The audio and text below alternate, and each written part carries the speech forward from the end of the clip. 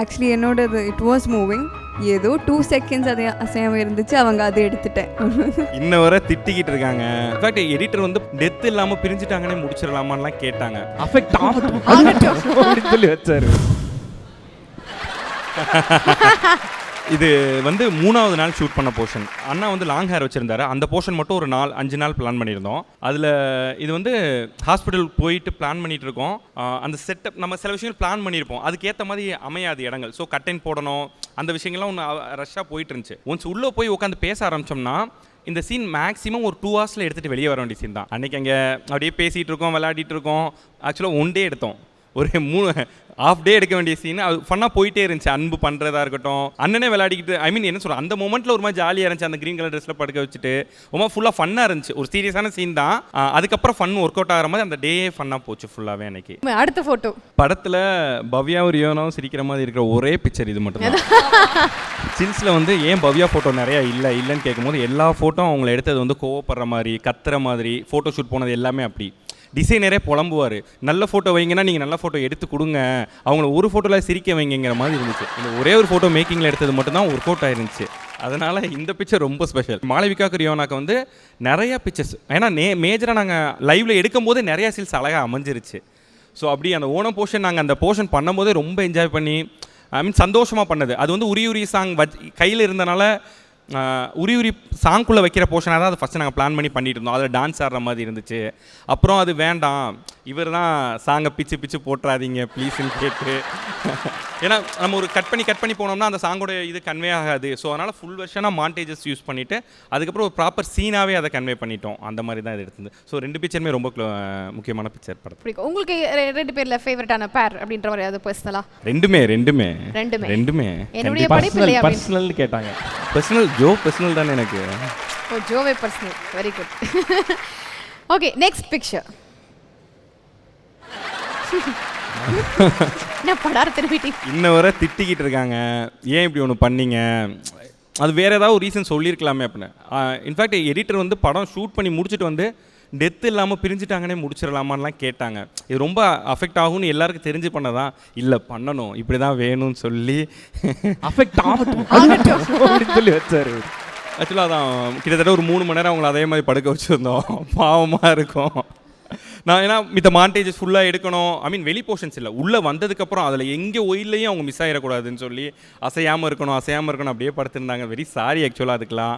அது ரொம்ப கஷ்டமாக இருந்திருக்கும்ல உங்களுக்கு. நடிக்க சொன்னால் எக்ஸ்பிரஷன் எதனா ஒன்று ட்ரை பண்ணலாம், அப்படியே இருக்கணும், ஐபால் கூட அசையக்கூடாது, அது கூட கேமராவில் தெரிஞ்சிடும். அதெல்லாம் ரொம்ப சேலஞ்சிங்காக இருந்ததா? ஆக்சுவலி என்னோடது இட் வாஸ் மூவிங். ஏதோ 2 செகண்ட்ஸ் அது அசையாமல் இருந்துச்சு, அவங்க அதை எடுத்துட்டேன். அவங்க படுத்திருப்பாங்க 3 hours, நாங்கள் அவங்கள எடுக்க மாட்டோம். ஒயிலில் இருக்கோம், 2 ஷாட்டில் இருக்கோம், அவங்க அங்கே இருக்கணும், அவ்வளோதான். ஸோ அது பட் இது வந்து எனக்கு ரொம்ப க்ளோஸ். படத்தில் நான் ரொம்ப முக்கியமாக நினைக்கிற ஒரு ஷாட் இது தான். கிட்டத்தட்ட இது ஃபஸ்ட் ஷாட்டே ஓகேயான ஷாட் தான்.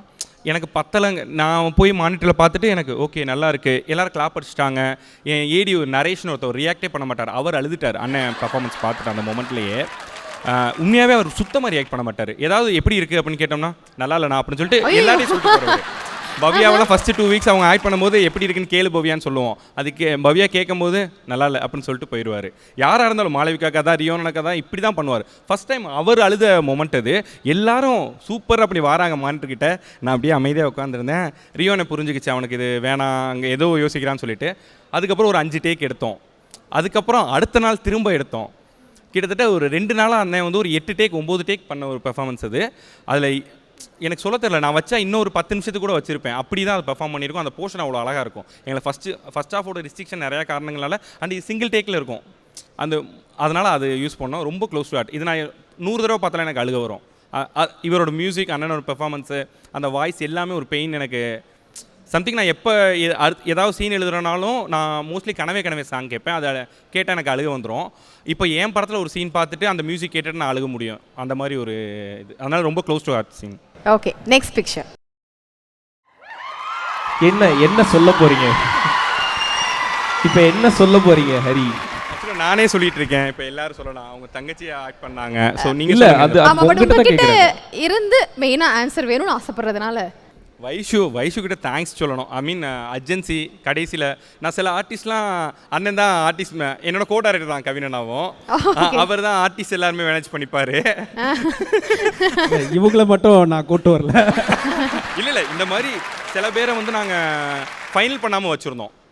ஒரு முக்கியமான ரோலுக்கு வேணும்னு அந்த கடைசி மூமெண்ட்டில் நாங்கள் இது பண்ணும்போது யோசிக்காமல் நான் பண்ணுறேன்னு சொல்லிட்டு வந்து பண்ணி கொடுத்தாங்க. அண்ட் அவங்க ரொம்ப அந்த டைமில் அப்போ தான் ஹீரோயின் ஒரு சீரியல் சைன் பண்ணியிருந்தாங்க. ஸோ ரொம்ப ரஷ்ஷாக இருந்துச்சு அந்த டைமில். அவங்களுக்கு 15 days அந்த ஒர்க் இருக்கும், அதுக்கு நடுவில் நம்ம கண்டி வந்து பண்ணணுங்கிற மாதிரி இருந்துச்சு. அவங்களுக்கு ஒரு பிரதர் பாண்ட்னால எங்கள் கண்டி வந்து பண்ணி கொடுத்துட்டு போனாங்க. ரொம்ப தேங்க்ஸ் அவங்களுக்கு இந்த சொல்லிக்கணும்னு நினைக்கிறேன். நல்லா பண்ணியிருந்தாங்க. அவங்களுக்கு கொடுத்த ஸ்பேஸை அவங்க கரெக்டாக யூஸ் பண்ணியிருந்தாங்க. ஹீரோயின்ஸ்க்கு அப்புறமா அதிகமாக என்னன்னா ஒரு பொண்ணு படத்தில் அப்படின்னா இவங்க அப்படின்னு வந்து சொல்லலாம். எஸ், ஸோ அடுத்ததா லாஸ்ட் பிக்சர். இந்த படத்தில் அதை தான் நாங்கள் கொஞ்சம் அந்த கம்போஸ் ஜோன்லேருந்து கொஞ்சம் ரொம்ப எல்லாரும் மரியாதை கொடுத்து ஒர்க் பண்ண ஒரு ஸ்பேஸ்னால் அது சார்லி சார்க்காண்டி மெயினாக. ஏன்னா சார்லி சார் வந்து நாங்கள் போகும்போது ஒரு ஃபுல் லென்த்தாக ஒன்று பண்ணலாங்கிற ஐடியாவில் தான் இருந்துகிட்டு இருக்கார். இப்போது நாங்கள் போய் கேட்கும் போது 2 சீன் தான் படத்தில், 2 சீன் தான் வரப்போறீங்கன்னு சொல்லி தான் கேட்கணுங்கிற தெளிவாக இருந்தோம்.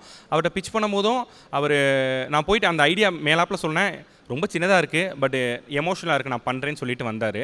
அந்த ஸ்பாட்டுக்கு வரும்போதுமே நான் அவர் இந்த லுக்கில் வரப்போதான்னு எனக்கே தெரியாது. நான் பேசிட்டேன், காஸ்டியூம் டிசைன்ட்ட தம்பி ஏடி அவன்கிட்ட சொல்லி பேச சொல்லிட்டேன், காஸ்டியூம் போட்டு பார்க்க சொல்லி எல்லாமே அந்த பேக் ஹெட்டில் நடக்கிற எல்லா ஒர்க்குமே ஆட்டோமேட்டிக்காக நடந்துகிட்டு இருக்கு. அவர் என்ன மாதிரி விக்கு வைக்கணும் எல்லாமே அவராக பண்ணிக்கிட்டாங்க. எனக்கு மெசேஜ் அனுப்புவாங்க, இது எப்படிமா இருக்குது, இது எப்படிமா இருக்குன்னு சொல்லி. இப்போ கொண்டும் அந்த டைமில் ரிலீஸ் டைமில் அவர் இல்லை, எனக்கு ப்ரெஸ்லேருந்து கால் பண்ணி விஷ் பண்ணுறாங்க ஹரி அப்படின்னு சொல்லி என்கிட்ட ரொம்ப பாண்டாக இருக்காங்க. சார் நான் கண்டிப்பாக என்ன வேணாலும் கூப்பிடு, நான் வந்து பண்ணுவேன்னு சொல்லுவாங்க. அண்ட் அங்கேயுமே எங்களுக்கு எப்படி சொல்கிறது, 3 நாள் வேரியேஷன் பண்ணி காட்டுவாங்க. இந்த மீட்டரில் வேணுமா, இந்த மீட்டர் ஓகே உனக்கு கம்மியாக தானே வேணும் அப்படின்னு சொல்லிட்டு அந்த மீட்டருக்கு ஏற்ற மாதிரி ஒன்று பண்ணணும்னு சொல்லி ரொம்ப ஒரு லெஜெண்ட் நம்ம படத்தில் இருந்தாங்கன்னா அது சார்லி சார் தான். அவருக்கு இந்த இடத்துல ரொம்ப தேங்க்ஸ். அவர் வெர்சடைல் ஆக்டரும் கூட அப்படிங்கிறதுனால அந்த சீனில் அவர் தான் மெயின் அப்படின்னு சொல்லலாம். சீன் பார்க்க அழுகாதவங்க இருக்கவே முடியாது அப்படின்னு சொல்லலாம். And thank you so much. Pictures எல்லாம் பார்த்து நிறைய இன்ட்ரெஸ்டிங்கான மொமெண்ட்ஸ் வந்து நீங்கள் ஷேர் பண்ணீங்க. எஸ், ஸோ பவ்யா 10 வருஷம் ஒரு காதலுக்காக ஒரு பையனுக்காக காத்துட்டு இருக்கிறது அப்படிங்கிறது வந்து இந்த காலத்தில் இப்படி ஒரு பொண்ணா அப்படின்னு சொல்லிட்டு எல்லாமே படம் பார்க்கும்போது யோசிச்ச ஒரு விஷயம். ரியல் லைஃப்பில் அது மாதிரி ஒரு பர்சன் நீங்கள் வந்து பார்த்துட்டீங்க, மேரேஜ் அந்த மாதிரிலாம் பண்ண ஒரு 10 வருஷம் வெயிட் பண்ணும் அப்படின்ற மாதிரிலாம் இருந்துச்சுன்னா நீங்கள் வெயிட் பண்ணுவீங்களா? ரியல் லைஃப்பில் 10 years வெயிட் கண்டிப்பாக பண்ணுவேன். கண்டிப்பாக வெயிட் பண்ணுவீங்களா? ஸோ அந்த டீமை பார்க்கும்போது பயங்கர ஃபன்னான, கொஞ்சம் அட் டைம்ஸ் வந்து கலாட்டாவான ஒரு டீம் மாதிரி தெரியுறாங்க. இவங்களை ஹேண்டில் பண்ணுறது கஷ்டமாக இருந்துச்சா, இல்லை எப்படி வேலை வாங்குனதுலாம்? இல்லை யார்கிட்ட போய் அந்த கேள்வி கேட்குறீங்க? ஏன் அவரே ஒரு ஃபன் கேரக்டர் தானா? அப்படியா? இல்லை சார், உங்களை பற்றி பார்க்க சைலண்டான ஒரு பீஸ் மாதிரி சைலண்டாக தான் இருப்பார். கம்ஃபர்டபுள் சர்க்கிள்குள்ளே வந்துட்டாருன்னா பயங்கர ஜாலியாகிடுவார். அதான் எல்லாருமே ரொம்ப க்ளோஸ், ரொம்ப வருஷம் க்ளோஸ் அந்த மாதிரி தான். பவ்யா மாளவிகா மட்டும் இந்த படத்துக்காண்டி தான் அந்த டைமில் தான் பேசினவங்க. பட் அவங்க டீமோட கொஞ்சம் கரெக்டாக இருந்துக்கிட்டாங்க. என் கோ டைரக்டர் கவினா ரியோனெல்லாம் கரெக்டாக பார்த்துப்பாங்க. அண்ட் அவங்க ஜாலியாக தான் இருப்பாங்க எல்லாருமே. நான் கொஞ்சம் அப்படியே ஆஃப் லைட் இதாக சொல்கிறேன். இவரும் பார்க்க ஸ்ட்ரிக்டான ஒரு ஆள் மாதிரிலாம் இல்லை, ரொம்ப ஈஸியாக தான் இருந்தது இல்லையா? இல்லை ஸ்ட்ரிக்ட்னா அந்த ஃப்ளோரில் ஸ்ட்ரிக்டாக இருப்பாப்ல. அதை தவிர மீதி டைம்லாம் ஃபன் ஜாலி தான். ஆமாம். இந்த டீமை ஹேண்டில் பண்ணுறதுக்கு உங்களுக்கு எப்படி இருந்தது அப்படின்னு கேட்டிங்கல்ல, அவர் இந்த டீம் தான், அதனால இந்த டீமை ஹேண்டில் பண்ணுறதுக்கு அவருக்கு டஃப்பாலாம் இல்லை, டீமுக்கு தான் அவரை ஹேண்டில் பண்ணுறது டஃப்பாக இருந்தது. ஓகே, சோ क्वेश्चंस ஆல்மோஸ்ட் வந்து ஓவர் ஆயிடுச்சுன்னு நினைக்கிறேன். சோ இன்னும் இவங்கள்ட்ட எல்லாம் கேட்கவே இல்ல. எனக்கு எக்ஸாமா அவங்க கிட்ட क्वेश्चन கேட்க மாட்டேங்கறாங்க, ப்ரோபோஸ் பண்ணிட்டு உட்கார்ந்தறாங்க. சோ அதனால கொஞ்சம் இது கருதி நாங்க அப்படியே ஸ்டாப் பண்ணிட்டோம். ஓகே ஜோ, என்ன கேட்கணும் சொல்லுங்க. மியூசிக் டைரக்டர் சித்து. சோ ஜோ படத்துக்கு மியூசிக்கல் அந்த ஜர்னி, அந்த எக்ஸ்பீரியன்ஸ் எப்படி இருந்தது சொல்லுங்க சித்து. ஒரு நாள் கூட நிம்மதியா மியூசிக் போட விட்டதே இல்ல. கூடயே வந்து உட்கார்ந்துருவாங்க 2 பேரும். அந்த அளவுக்கு ஜாலியா ஸ்டார்ட் பண்ணி ஃபுல் டிராவல் ஜாலியா தான். ஜாலியா இல்லையா? இல்லை, ஆக்சுவலாக வந்து ஜாலியாக இருந்தது. ஒரு படம் வந்து ஒரு டேரக்டர், ஒரு ஹீரோ, ஒரு மியூசிக் டைரக்டர், அந்த ஒரு ஃபார்மேட் இல்லாமல் ஒரு ஃபேமிலியாக ஒர்க் பண்ண ஒரு சாட்டிஸ்ஃபேக்ஷன் ஜாலியாக இருந்துச்சு. once again all the very best and congratulations for Joe movie team. ஒரு மிகப்பெரிய கைத்தட்டல் கொடுத்துடலாம். Thank you so much. I would like to call upon the team, the rest of the team. Rakesh, குட்டி Anand, Kevin Wilson எல்லாரும் ஒன்றா photo எடுத்துட்டு போயிடும். பார்த்தா, ஆனந்த், ரிஸ்வானா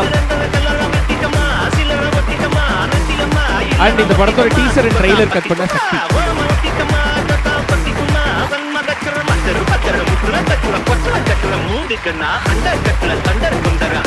ஸ்ருதி, ராஜி, அவங்க சித்துவோட வைஃப்.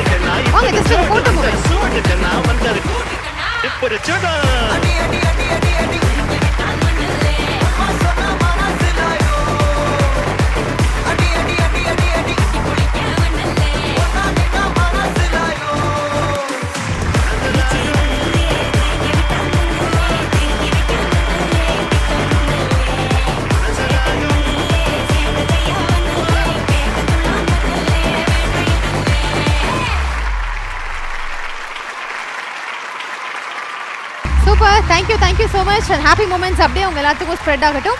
கடை விட்டு நான் கிளம்புறோம். நேரம் இந்த ஷோவில் உங்களுக்காக உட்காந்து பேசிட்டு இருந்தது the team of Joe and this is Rio Raj.